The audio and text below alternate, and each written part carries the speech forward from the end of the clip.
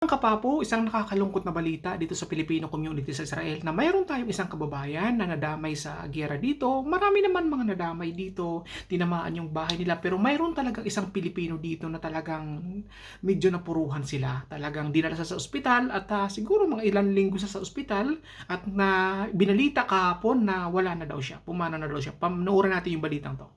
Tapos ang halos isang buwan sa ospital, pumanaw na ang Pinay caregiver sa Israel na naibang kritikal ng missile attack ng Iran. Ayon sa Department of Foreign Affairs, kinumpirma ito ng kapatid ng caregiver na si Leia Mosquera. Nagpaabot din ng pakikiramay ang Overseas Workers Welfare Administration sa naulilang pamilya ng OFW. Sasagutin ng gobyerno ang lahat ng gastusin mula sa pag-uwi ng labi ni Mosquera, pati ang pagpapaburol at libing sa kanya.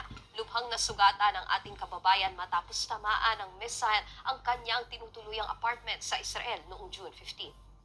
Mga kapatid, Nikki de Guzman po. Ayun po mga kabayan, isang nakakalungkot na balita na yung kababayan nating lumalaban sa ospital dahil nga napuruhan at tinamaan yung tinitirahan ng kanyang amo at the same time ng tinitirahan din niya, pumanaw na siya kahapon at nakakalungkot na balita yon na isa kang tunay na bayani, kabayan. Saludo ako sa iyo at galing sa akin mismo kay Papo Jiboy, nakikiramay din ako sa pamilya sa Pilipinas, sa lahat ng naulila.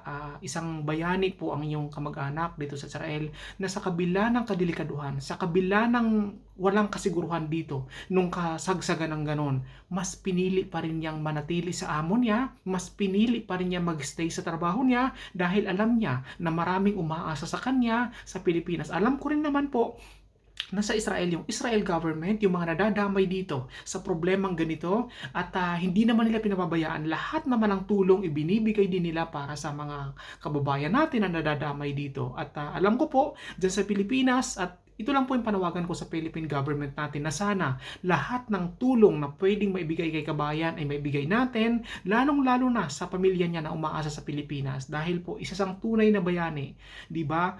Alam niyo po na napakataas ng respeto sa aming mga Pilipino sa Israel dito kasi sa kabila ng ganyan, sa kabila ng lahat ng problema dito, mas pinili namin magstay dito, mas pinili namin manirahan sa mga amo namin kasi hindi naman po ganun kadali magdesisyon umuwi. Lalong-lalo na yung mga matatagal dito na talagang napamahal na sa kanila yung alaga nila, kagaya sa akin ngayon. Magkasama kami sa bahay 24/7. Hindi na po ganun kadali iwanan. Lalong-lalo na yung mga kababayan natin dito, ang tatagal na dito, dekada na. Hindi na ganun sa kanila kadali magdesisyon. Kaya sa kabila ng ganyan, kadelikaduhan, kasi wala pong safe dito. Pag once po na nagpapaulan sila, swerte po kung hindi tatamaan yung lugar nyo. Pag how about po kung tinamaan kayo? Di wala, iyan po ang nangyari kay kabayan.